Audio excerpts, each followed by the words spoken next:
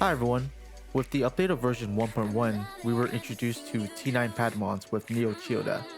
I had a feeling we were going to have to refarm our Padmons, since before version 1.1, there was no way to obtain gold stat on the third substat slot. So I was not surprised when I saw T9 Padmons.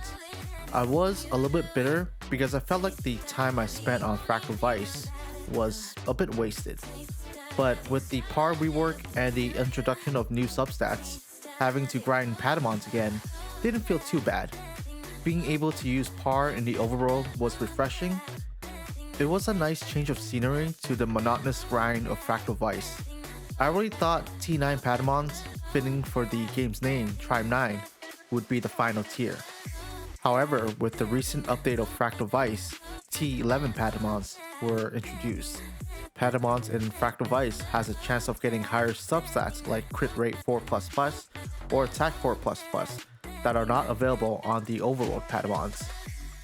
I am not happy with the direction the developers are taking for gear progression. If they continue this method to increase the tiers with each chapter update, I don't think other players will be happy as well. Players don't like their hard work or effort to be invalidated. This method of gear progression does not respect the player's time. I can see it being the main cause for burnout in the future. Right now, I don't think the power difference between T9 to T11 is that big. So it's fine now, but if more tiers comes out after each new chapters, those gears will become more obsolete. This recent update indirectly made a part of the par rework kinda pointless. A big change with par is it can be used outside of Fractal Vice. T11 Patamons can only be obtained in Fractal Vice, so using it in the overworld for T9 Patamons instead of T11 doesn't sound too optimal, unless maybe you're trying to build a T9 Patamon with character skills or special substats. And I understand this is Tribe 9's gameplay loop to keep players actively playing. I think the devs want the players to grind overworld Patamons for new character specific skills or special substats like of sword and spear or ninja footwork, then par them to get better substat slots in Fractal Vice. This gameplay loop might be okay for the first or second time around, but having to potentially do this every new chapter becomes very tedious. Players have to go through several steps of RNG when upgrading their Patamons.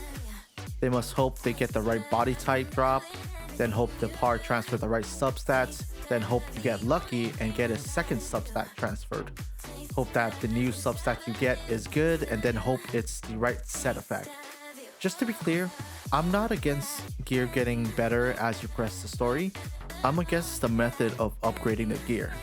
I think a better alternative is to allow players to upgrade their Patamon's tier and substats using material resources. Either create new materials or repurpose current ones. This way, players don't feel like their time spent grinding or building their Patamon feel wasted. I think this alternative will cause less burnout, and players like feeling their effort and progress is showing meaningful results.